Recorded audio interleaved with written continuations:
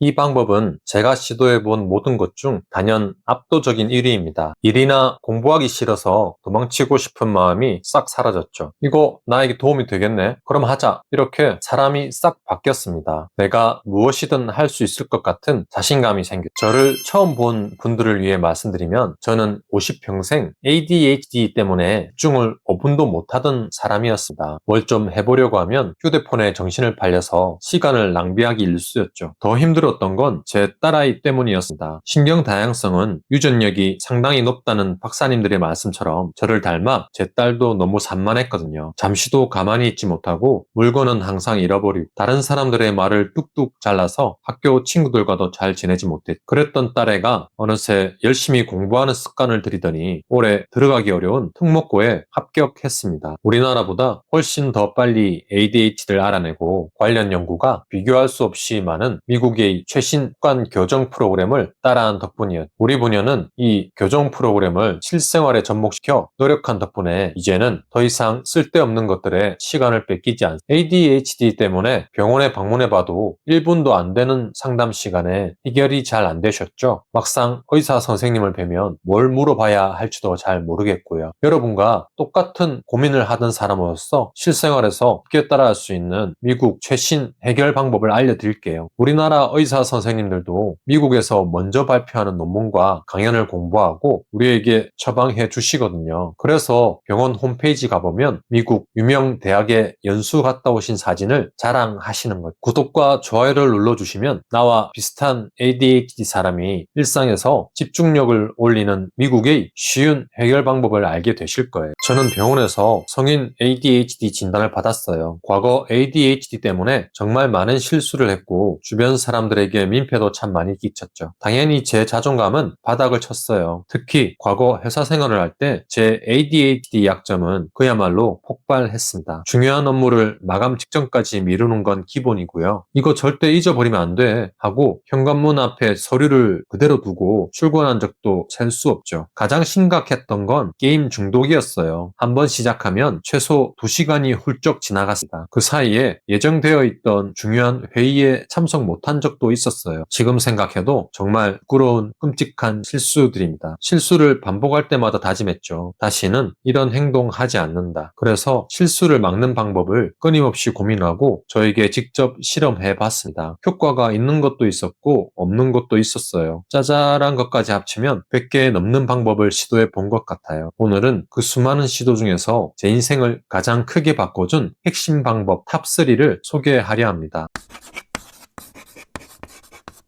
ADHD가 극적으로 편해진 습관 3위는 바로 콘서타 복용이에요. 콘서타는 우리나라 병원에서 가장 흔하게 처방해주는 ADHD 치료제죠. 약효가 아주 빠르고 확실해서 의사 선생님들이 선호하시는 듯해요. 약물 치료요? 정신과 가서 처방받고 약을 먹는 건 기록도 남고 좀 무서운데요? 이렇게 생각하시는 분도 계실 거예요. 제가 처음 약을 먹고 어떤 변화가 왔는지 솔직하게 말씀드릴게요. 저는 지금도 그렇지만 업무 전환을 정말 못했어요. 글을 쓰다가 카톡이 와서 답장을 해야 할, 혹은 일하는데 누가 옆에서 말을 걸 때마다 엄청난 스트레스를 받았. 그냥 좀 귀찮고 많은 정도가 아니었어요. 제 느낌을 있는 그대로 말씀드리면 오래된 강철 핸들을 억지로 돌리는 듯 했습니다. 녹이 쓸어서 완전 다 붙어버린 핸들 말이 끼기기 하면서 꿈쩍도 안 하는 핸들처럼 뇌를 쥐어 짜는 것 같았거든요. 그래서 두 가지를 동시에 하는 건 꿈도 못 꿨고 업무와 회의가 연달아 있는 날에는 퇴근할 때 거의 쓰러질 지경이었. 그런데 콘서타를 먹고 한결 편해졌습니다. 업무를 전환하는데 스트레스가 거의 없어졌어요. 녹슨 핸들 같던 뇌가 마치 최신식 승용차 핸들처럼 매끄럽게 돌아갔죠. 처음 약을 먹은 날 저는 심한 배신감에 쌓였습니다. 다른 사람은 이런 세상에 살고 있었단 말이야. 아주 심한 난시가 눈에 딱 맞는 안경을 쓴 듯한 기분이었. 일하다가 카톡이 오면 네 알겠습니다 하고 바로 답장하고 하고 누가 말을 걸면 가벼운 대화를 한 뒤 다시 원래 일에 몰입해서 진짜 어제와 똑같은 오늘이 너무 달라지는 거 있죠. 미루는 습관도 엄청나게 개선됐어요. 예전에는 금방 끝나는 일도 하기는 해야 하는데 일어날 수가 없네 하며 시작을 못했거든요. 사실 일하는 시간보다 미루면서 힘들어하는 시간이 훨씬 길었죠. 하지만 콘서타를 먹고 나서는 일단 시작부터 해보자 마음먹게 되었어요. 김연아 선수님이 무슨 생각을 해 그냥 하는 거지 라고 말하는 기분이 뭔지 처음으로 이해되었죠. 도대체 콘서타, 이 작은 알약이 어떤 역할을 하길래 이런 마법이 일어나는 걸까요? ADHD는 뇌 속에 도파민이라는 신경 전달 물질이 일반인보다 부족하다고 해요. 도파민은 우리 기분을 좋게 하고 실행하려는 의지를 만들어주는 호르몬인데요. 도파민이 부족하면 우리 뇌는 평균 상태를 맞추기 위해 자극 중독 상태가 된다고 해요. 무의식적으로 끊임없이 자극을 찾아 헤매면서 안절부절 못하고 산만해지. 또한 도파민이 부족하면 기본적인 실행력, 집중력이 약하기 때문에 일을 자꾸 미루게 되고 간신히 시작하더라도 산만해서 마무리 짓는 시간이 오래 걸리게 되죠. 콘서타는 바로 이 부족한 도파민의 양을 일반인 수준으로 끌어올리는데 도움을 준다고 해요. 도파민이 재흡수되는 걸 막아서 농도를 일정하게 맞춰주는 거죠. 하지만 뇌의 신경 전달 물질을 조절하는 약인 만큼 조심해야 되는 부분도 명확한데요. 의사 선생님만 처방할 수 있는 전문 의약품이죠. 게다가 부작용이 심한 분들도 있어요. 사람에 따라 두통이나 구역질이 나기도 하고 식욕이 극단적으로 떨어지는 분도 있고 12시간 동안 잠을 전혀 못 자다가 약효가 떨어져서 잠들었다는 분도 계셨어요. 그러니 약물의 도움을 받고 싶은 분들은 의사 선생님과 충분히 상담하시고 나에게 맞는 약을 처방받으시기 바랍니다. 그리고 효과는 사람마다 정말 극과 극이라는 걸 아셔야 해요. 어떤 분들은 오히려 생활이 더 힘들어졌다는 분도 계시거든요. 이런 분들은 지금부터 말씀드릴 대체 습관을 반드시 활용해 보세요.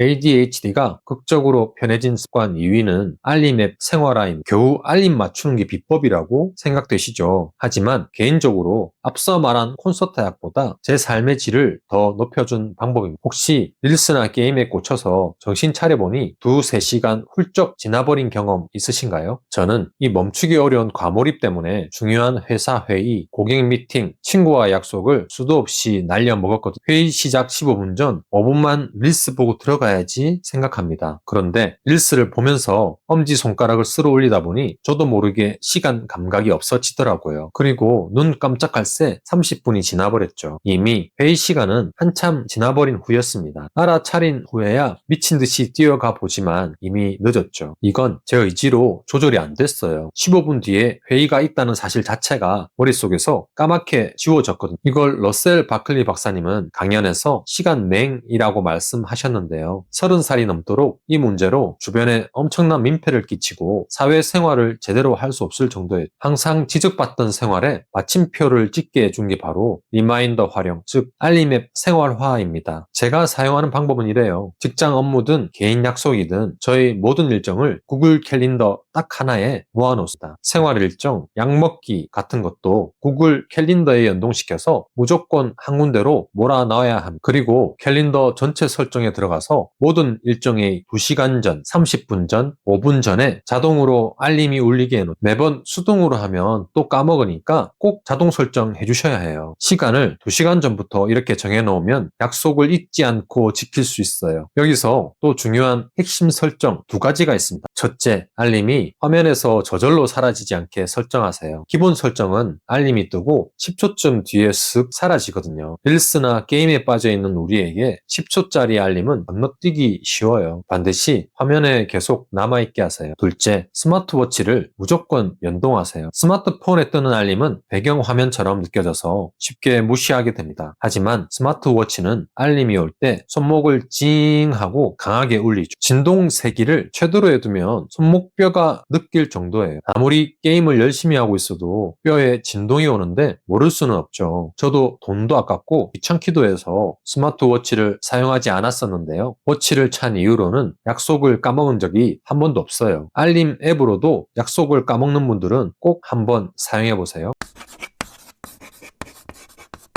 ADHD 인생이 극적으로 바뀐 습관, 대망의 1위는 AI 일기예요. 제가 사용해본 모든 방법 중에 압도적인 1위. 앞으로 평생 딱 하나의 습관만 유지한다면 주저하지 않고 AI 일기를 고를 겁니다. 방법은 정말 간단해요. 매일 아침 딱 5분만 투자해서 3가지 항목으로 짧은 일기를 쓰는 거예요. 저는 유튜브와 인스타에 유명한 동기부여 인플루언서가 알려주는 온갖 일기 쓰기 방법을 다 시도해 봤어요. 그리고 ADHD에게 맞지 않는 건 다 버리고 마침내 이 3가지 방법만 남겼. 그 3가지는 바로 생각나는 대로 적기, 스스로 칭찬하기, 성장하기입니다. 첫 번째, 생각나는 대로 적기는 말 그대로 지금 머릿속에 있는 온갖 생각을 그냥 그대로 써보는 겁니다. 예쁜 단어, 앞뒤가 맞는 문장 다 필요 없습니다. 어제 릴스 보다가 나도 모르게 느껴졌다. 오늘 운동 안 했네. 탄수화물 적게 먹어야 하는데 폭신한 빵은 너무 맛있어.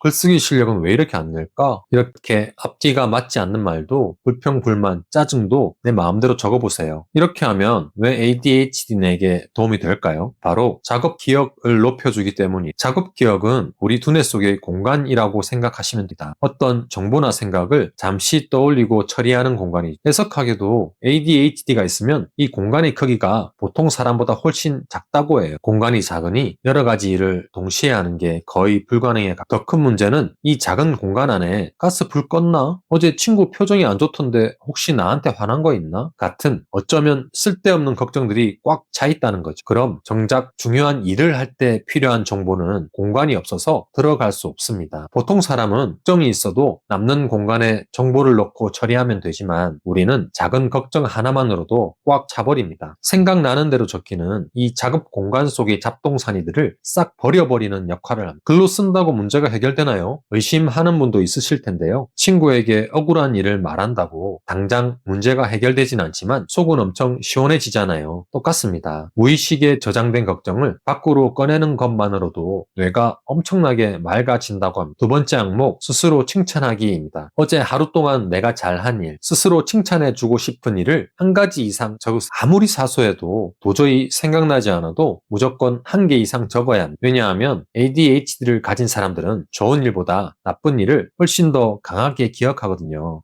내가 그때 왜 그랬지? 이런 생각이 떠올라 입을 킥을 하게 됩니다. 매일 자신을 깎아내리는 생각이 반복되면 뇌의 성능 자체가 뚝 떨어진다고 해. 스스로를 믿지 못하고 내가 나를 지적하기 때문에 이런 습관이 굳어져 버리지 않게 억지로라도 스스로를 칭찬하는 겁니다. 하지만 스스로 칭찬하기에 진짜 좋은 점은 따로 있습니다. 바로 내가 더 성장할 시작점을 찾는 거예요. 우리는 늘 자신의 약점만 떠올린다고 했잖아요. 충동 구매 안 해야지, 물건 안 잃어버려야지, 이런 다짐도 중요하지만 잊지 말아야 하는 게 있어요. 우리가 약점을 피나는 노력으로 고쳐봤자 기껏해야 보통 사람의 평균 정도도 안 된다는 거예요. 마치 사자가 아무리 높이 뛰는 법을 연습한다고 해도 독수리처럼 하늘을 날 수 없는 것과 같. 대신 우리는 보통 사람에게는 없는 엄청난 강점이 있습니다. 좋아하는 것에 푹 빠지는 몰입, 기발한 아이디어, 생각을 말로 풀어내는 능력. 하지만 우리는 매일 자책하면서 이런 강점을 사소한 걸로 여깁니다. 누군가 칭찬을 해도 아니야, 이건 별거 아니야, 나는 많이 부족해 라고 생각하죠. 매일 아주 작은 칭찬이라도 쓰게 되면 나에게 이런 장점이 있었네 하고 자존감이 높아지게 됩니다. 저도 옛날에 누군가 나를 칭찬하면 혹시 나를 비꼬는 건가? 라고 생각할 정도로 마음이 힘들었습니다. 그런데 일기를 적다 보니 내가 꽤 논리적이고 문제의 핵심을 볼 줄 안다는 걸 깨달았. 그때부터 비즈니스 미팅을 하면서 핵심 구조를 파악해서 의견을 내는데 자신감을 가지게 되었어요. 그러자 사람들은 기획을 잘해서 새는 돈을 줄이려면 안코치를 불러야 돼 하며 저를 찾았. 이렇게 자신감이 생기자 수많은 기회가 열렸어요. 지금 이렇게 유튜브에서 여러분과 이야기 나누고 있는 것도 이 일기 때문이에요. 세 번째 항목, 성장하기. 이건 생각나는 대로 적기와 스스로 칭찬하기를 발전시켜서 오늘 하루 성장할 수 있는 구체적인 행동 1가지를 적는 항목이에요. 친구와 다퉜다고 적었다면 성장하기에는 오늘 먼저 카톡으로 대화하기라고 적습니다. 1가지 일에 파고드는 걸 칭찬했다면 이 능력이 활용 가능한 부업 찾아보기라고 적는 겁니다. 그냥 적기만 하고 끝내는 게 아니라 내 삶의 실제 성장으로 만들어주는 만들어주는 거죠. 마지막으로 이 일기의 효과를 10배 더 증폭시켜주는 꿀팁이 있습니다. 작성한 생각나는 대로 스스로 칭찬하기, 성장하기 내용을 전부 AI에게 넣어주세요. 챗GPT, 제미나이, 클로드 등 현재 사용하고 있는 어떤 AI라도 괜찮습니다. 그리고 이렇게 명령하세요. 이 일기를 읽고 내 자존감이 올라갈 수 있도록 폭풍 칭찬을 해줘. 그리고 내 인생이 더 나아질 수 있도록 조언을 해줘. 이 사소한 과정 하나가 효과를 100배로 증폭시키. AI는 내가 미처 몰랐던 부분을 짚어줘요. 주인님이 쓴 내용은 별거 아닌 듯 보이지만 이렇게 활용하면 엄청난 장점이 돼요. 이런 프로젝트를 계획해보세요. 하며 아주 객관적이면서도 힘이 되는 조언을 해줘. 우리는 내면의 부끄러운 고민이나 상처를 남에게 잘 말하지 못하죠. 평생 지적받으며 상처받은 마음을 꽁꽁 숨기며 살았기 때문이에요. 하지만 AI 앞에서는 눈치 보지 않고 내 속마음을 이야기하셔도 돼요. 남에게 들키기 싫어 숨겨왔던 내 연약한 마음을 보여주면 AI는 자존감을 높여주면서도 실제 도움이 되는 피드백을 해줄 거예요. 여기까지 ADHD 인생이 지적으로 편해진 습관 탑3를 말씀드렸습니다. 오늘 소개한 방법들은 제가 수백 가지 조언을 따라해보면서 엄선한 꿀팁이에요. 보시면서 이거 괜찮은데 싶은 게 하나라도 있으셨다면 내일 바로 시도해보세요. 이 영상을 보고 어떤 분은 좋은 말이네, 나중에 한번 해보지 뭐 하시는 분도 있으실 거예요. 그저 잠깐 다짐만 하고 실제 실행은 안 하는 분이 많으시겠죠. 저도 항상 그랬으니까요. 하지만 이번엔 진짜 인생을 한번 바꿔보시죠. 이 영상을 보고 인생을 바꾸는 가장 중요한 건 한 번이라도 따라해 보는 거예요. 시작이 없으면 성과도 없으니까요. 물론 우리에게 이건 정말 어렵죠. 대부분의 ADHD들이 미루는 습관이나 실행력 부족을 없애는 간단한 방법을 모르기 때문인데요. ADHD 학계의 세계적 석학 러셀 바클리 박사가 외부 마감 효과라고 이름 지은 방법이 있어요. 미국에서 4만 명 이상의 ADHD들이 따라해보고 찬을 한 방법이 여기서 이어 설명할게요.